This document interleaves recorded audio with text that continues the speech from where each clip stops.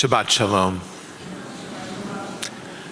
It's nice for us to look out to all of you and to see you here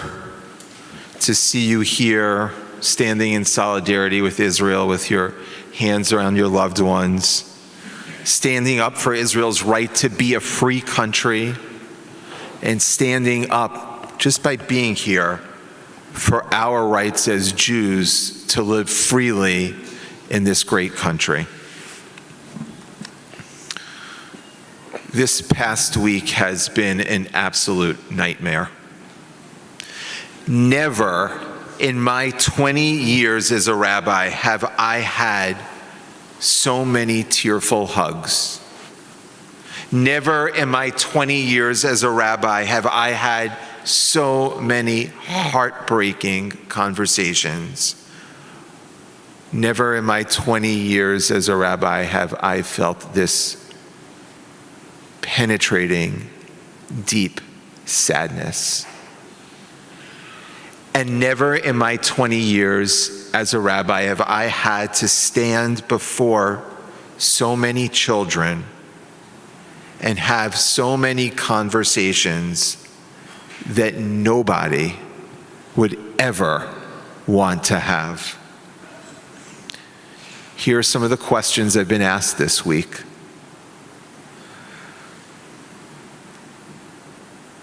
Why did they kill all those people? My aunt lives in Israel. Are they going to kill her too?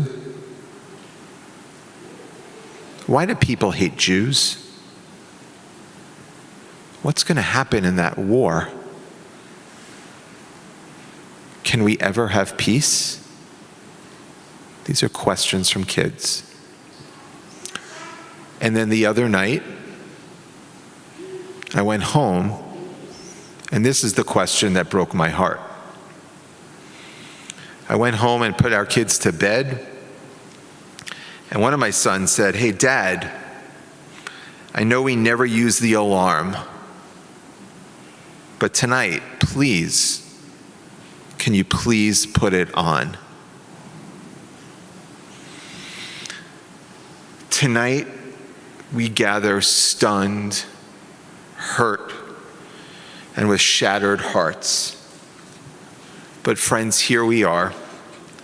We're singing songs, we're holding one another, and we're proudly at our synagogue in Adad Ariel and synagogues across the country and indeed across the world are all gathered, proudly proclaiming one message that the entire world needs to hear, and that is Am Yisrael Chai.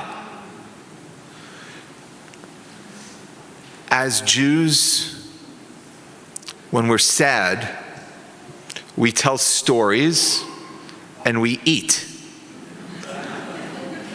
So tonight, in that spirit, I want to tell a few stories about food. I want to start with pizza. Go right for it.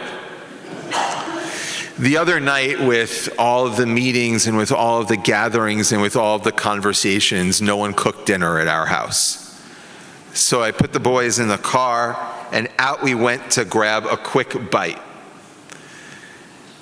Now, with a week like this, the kids quickly convinced me that only pizza would do. That wasn't kind of like a salad night. So we had pizza, deep dish pizza, with a side of mozzarella sticks and garlic bread. And we dipped it in blue cheese dressing. The guy in the next booth over, he pointed at the Dodger game. And that's what he said. And in my soul, I wanted to shake the table. I wanted to shake the table and say, This is not an oy vey moment. This is an oy vey moment. But I didn't do that. I let my kids talk about Shohei Ohtani and next year and the possibility of the future, because I realized that kids, and in fact all of us, we need a release. This is a lot. And I'm worried about my kids, I'm worried about my family, I'm worried about all of you. This is a lot. And while we need to be proud advocates of Israel, we still need to eat pizza, mozzarella sticks and garlic bread, maybe leave the blue cheese dressing out. And we need to be able to talk about Shohei Ohtani. And we need to joke with one another, and we need to laugh, and the kids need to go to school and complete art projects. You know, I was watching videos of soldiers from Israel. And one soldier, he's on the border of Gaza somewhere, and he made a video and he said, you know, I'm not going to be able to celebrate Shabbat this week, but you, meaning us, celebrate Shabbat for me.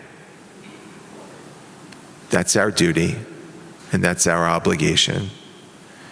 Our brothers and sisters in Israel do not have the luxury of celebrating Shabbat. We do. We have the luxury. And as we advocate and as we tell the world, Am Yisrael Chai, let's also sing Shalom Aleichem. Let's also make Kiddush. Let's also bless our children.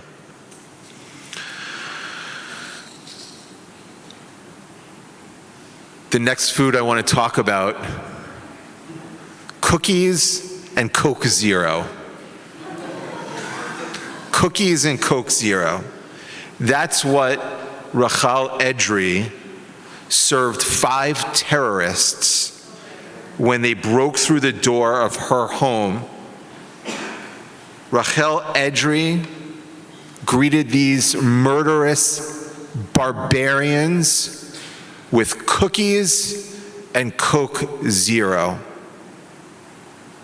And she kept talking to them calmly for hours, asking them about learning Arabic, conversing, offering them more food, maybe a cup of coffee, until her son, who's a police officer, was able to gain access into the apartment and to save his parents' lives. Rachel Edry, a Jewish bubby in Israel, fought those beasts with whatever she had, and that was just cookies and Coke Zero. So if Rachel Edry can fight with cookies and Coke Zero, we can fight too. We here in America, we can fight. We can fight with our voices, and indeed it is our obligation to fight with those voices, to scream, to yell, to tell Israel's story. And this is what we need to say. We must tell the world that we will not be victims. We will not stand by and allow an insidious evil to fester on the borders of our children. We will fight them off, and we will defend our right to live. And we will also, at the same time, take absolutely no pleasure when innocent Palestinians who Hamas barbarians use as human shields are killed. We will not take any pleasure in that. We will grieve for them as we grieve for our own. And we will dream of a day, one day, a better world for us all. But make no mistake, we must not stop fighting when the misguided calls for proportionality begin. Until Hamas is destroyed, this is our fight, And make no mistake, this is our duty, your duty and mine, all of our duties. We need to remind the world of the simplest reality, and here it is. As I told the reporter in my office a few minutes before services began, it's this simple. If Hamas was to put down their weapons, tomorrow there would be peace. If Israel was to put down her weapons, tomorrow there would be no Israel.